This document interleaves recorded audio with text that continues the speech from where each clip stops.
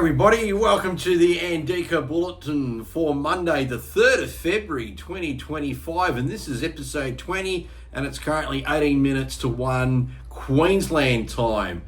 Wow, what a lot's happened since the weekend.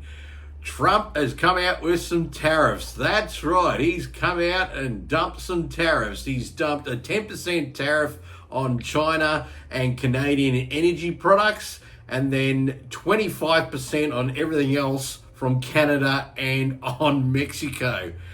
Wow! Now, has that had a effect? Pretty much straight away has it had an effect. We'll just look at the ASX 200 right now. We're down 1.8%, or down 156 points at 83.76. So you can see, here we are, and we just went, woo, boom, boom, boom, boom, boom, boom. And we'll just zoom out the chart just to give you a little bit more of an idea of how much. Well, we did peak as a market high back on the 31st of January, so last Friday, and now we're getting a little lower now, as you can see. Still a lot more to go, in my opinion, this market as an overall play, but nevertheless, it's pretty much across the board. No need to go into specifics at this stage, but let's talk some other things. Here's the chart right now, the Aussie dollar. I said this was going to happen, that the Aussie dollar is going to tank even more, and because of the tariffs, it's had a blow-off effect onto us, even though we are actually in a trade surplus with the United States, meaning there's no reason why they'd ever want to put tariffs on Australia, because they have a surplus trade with us, so we're fine. But because the US dollar is just so much stronger, and we can see this in the DXY index, so on the same sort of time frame, there's the announcement of the tariffs. Whoosh go, US dollar index, up she goes. Because that went up, then the Aussie dollar, in our case, because that's where we are, we went down. So we're currently 60.93 US cents. We're, in my opinion, probably still going to keep going lower. And I'll tell you what, for all these roosters who think the RBA is going to cut rates on the 18th of Feb, or I think that's when they're due next, I'll tell you what, they're going to be looking at where the Aussie dollar is, because if they cut rates, they're going to put more downward pressure themselves on the Aussie dollar. Now, if you're an exporter in Australia, this is great. If you want to have, domestic holidays, getting people to come to Australia, it's awesome. I mean, why wouldn't you want to come here? But obviously, we import a ton of stuff, and that's going to cause a lot of issues for us from an import of inflation point of view as well down the track. Now, let's look at some futures just to see what's doing. We'll just go to the tech one. This is the NASDAQ futures at the moment. They're in the toilet, down 2.5% as well. So the inference is tonight the US markets will be down.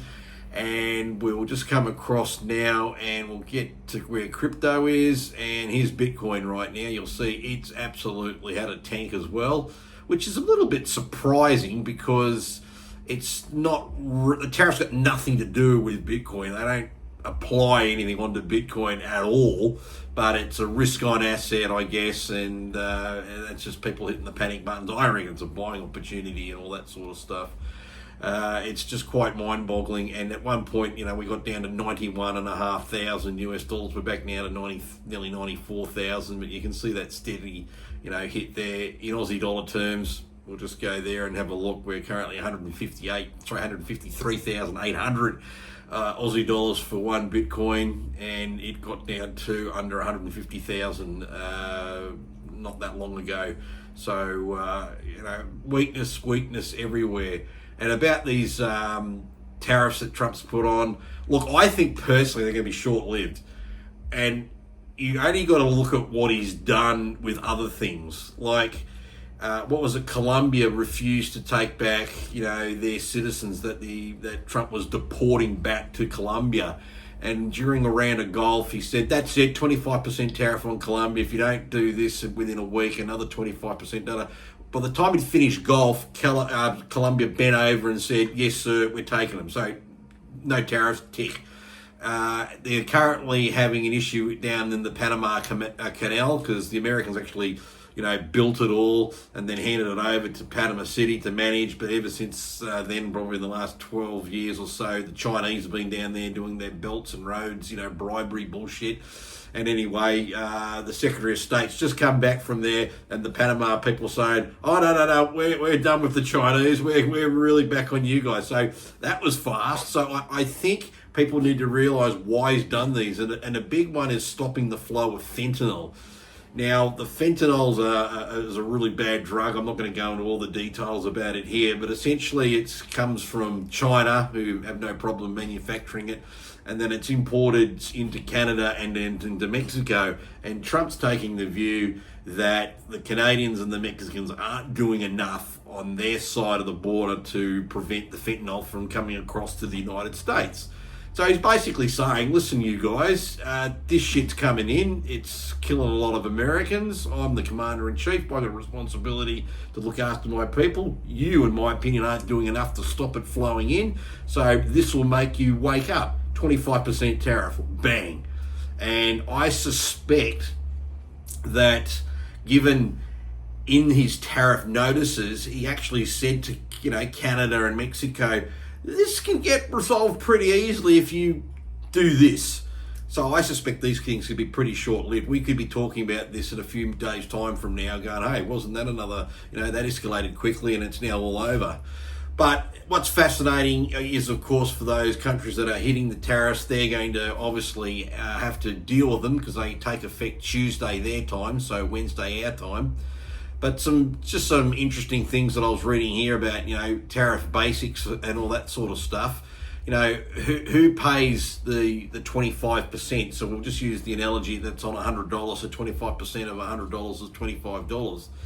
Well, the first thing most importers will do is ask for a reduction in price from the exporter, and that sort of makes sense. If I was doing business thinking that someone's only going to cost $100 and now it's going to cost $125, I'd try and negotiate my purchase down. And what I find interesting that is if the exporter takes a 20% haircut and the price stays at $100, then 20% off $100 is $80. Then a 25% tariff on something for $80 is $20, just getting us back to the 100. So you can see they're going to have to be forced to actually cut their prices so they can absorb into the tariff to make sure that they're not losing the market share that they've got in the United States, of course, because if they then are affected by the tariff and their prices go up, then those people who are buying off them might say, you know what, I am now going to source all my stuff from an American source that might be paying and might have to pay $112, but I'm not paying you a Canadian $125 anymore. So there is an economic reason for doing all that. And of course, another benefit that comes in because of the currency movements, obviously the loonie, that's the Canadian dollar, and the Mexican peso, they've all come down because of that. US dollar's up, so that in theory actually can absorb a bit of the tariffs as well. So there's going to be a lot of this to play out, but I don't think it's the scaremongering that we really need to be overly panicked about. I would take this today as somewhat of a buying opportunity personally. Again, I've been pushing this. Surprisingly, not a lot of people are listening to me, which I don't understand why, but they must not like wanting to make money, but that's up to them if they don't want to make money. Sigma Health, as you know, they're the conduit to become Chemist Warehouse around about the 13th, 14th of this month. Today I read the court has now approved the merger. So they had the vote last week. Now the court's approved it. It's all going to happen. We're talking about a big chemist entity that's going to be listed on our market, and I think it's a good way of getting in. And you know, with the market overall down what we were, let's go back, XJO, here we can see here it's down 1.8% the XJO, but Sigma's at the moment they're down just 1%, so they're actually doing better than the overall market today. So take that as you will. I still think it's worth buying into. Anyway, it's fascinating times. I'm still looking at a few things myself. I'm probably going to do some more dollar cost averaging into some Bitcoin myself. So I'll be looking at that given the prices come off. So that's another thing I'm happy to keep doing. And we'll just watch with a lot of interest. So thanks for tuning in. Remember to like the show, comment below, and we'll catch you next time. So take it easy.